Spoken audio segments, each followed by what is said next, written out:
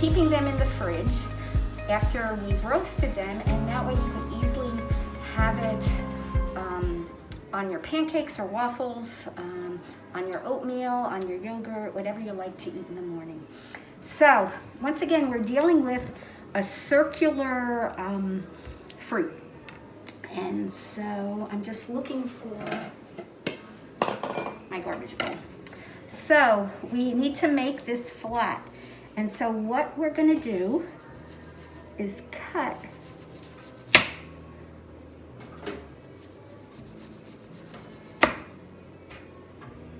with it being a navel orange, there's that piece in the middle.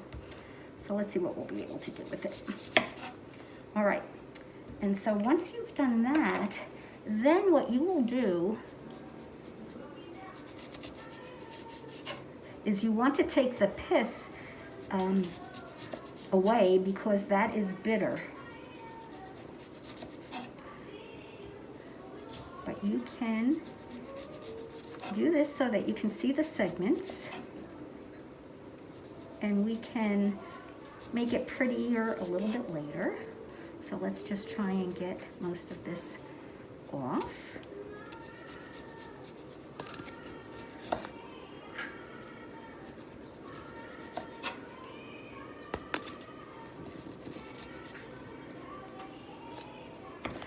And you can use this technique if you want to, you know, use your oranges and maybe it's an occasion and you want to drizzle a liqueur over them. You can cut them up pretty and they look nice on a plate.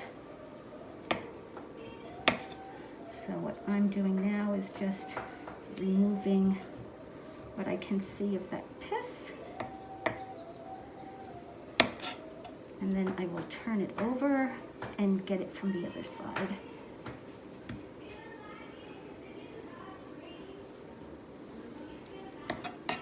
Okay, so I will get this off of my cutting board. And then what you do for roasting, you can cut it in all sorts of sizes, but you're just going to make cuts. And you'll see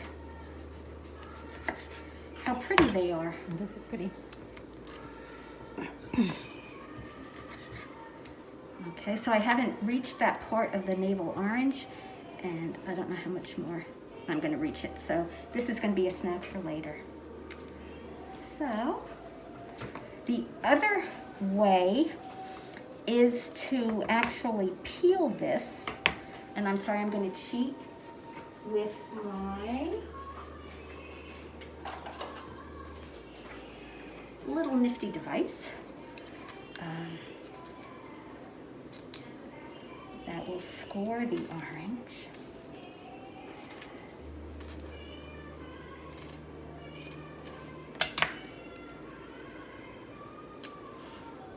So we can remove the skin. And then the other method, when you're roasting, you can leave it in the segments. So we'll try both and we'll see what the difference is. Do you want to cut away? Okay, so the other method is to just divide it into segments after you've peeled your orange. And the other important thing to do is you're going to want to remove the white, stem through it, because that again is quite bitter. And if you're able to, remove any of the pith that might be left on the segments. So let's try and make this pretty.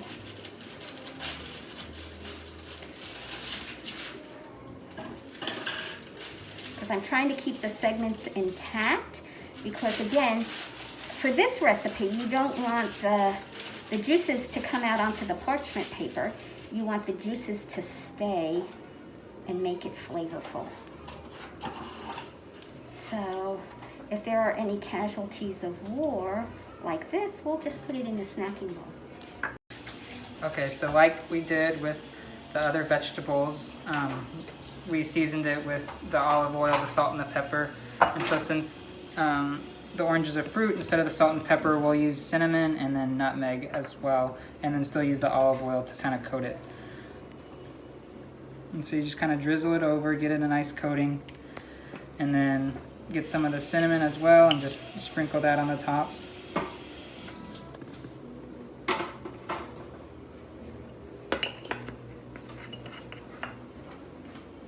And then we have the nutmeg here too, and so we'll take that.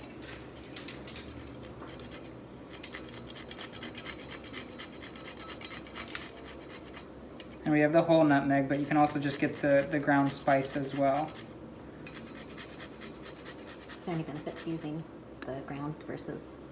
I think the only benefit that the whole would have would be it's probably just a little bit fresher since you're grinding it right there. But you ask a good question because spices, they do have a shelf life. And so what I would suggest, if you're able to buy it bulk or from someone in the farmer's market that you know that it's fresh, you buy smaller packages and then you would just keep restocking instead of buying a big bulk spice from Costco, which is going to last you for 10 years. And then you won't get as much phytonutrients, food nutrients from spices, because herbs and spices are very high in antioxidants and other properties to help prevent the chronic diseases and to prevent the development of cancer.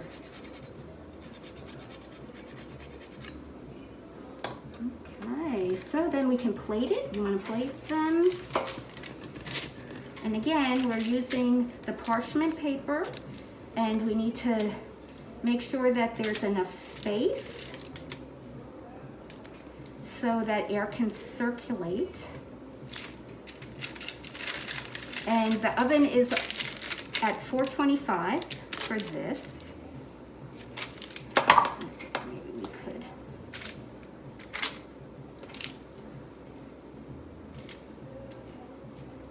Get everything on here. There we go. So we're going to put it in the oven at 425, and then this one you're going to check even more frequently. I would check every 10 minutes to see if it's time to turn them over, especially if some of your slices are thinner. They'll cook quicker. And here are our beautiful oranges. And so you can see how they're starting to get, oh, look how nice and brown they are. And so, and since it also dried it out a little bit, I think what I'm going to do once I turn all of these over is just drizzle a little bit more olive oil on the top.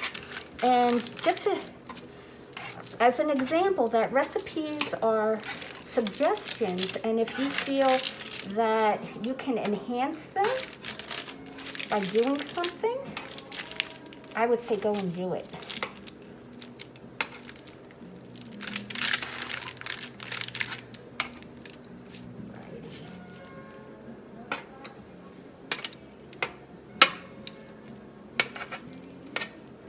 They look nice.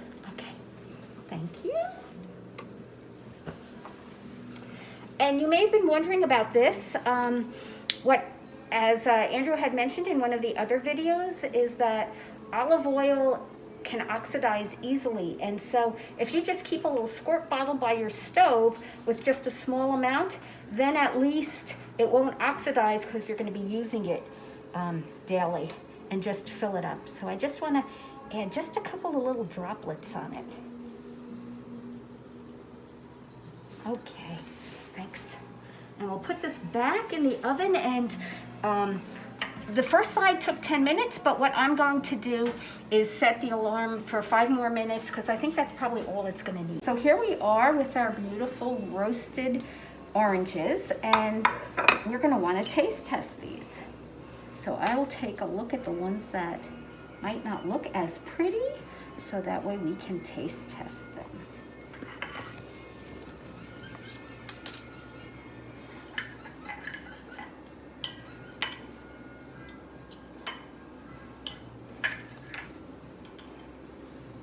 Okay, Andrew. Now we roasted it, so that should really bring out the sweetness in the oranges. I think it tastes pretty good.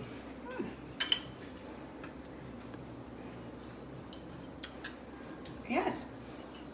So, another way, you can cut these up, put this in yogurt, put it atop your pancakes or waffles. Even if you're making, say, a chicken dish and you wanted it to be a little citrusy, you can use that. You can just keep these in your refrigerator in a covered container.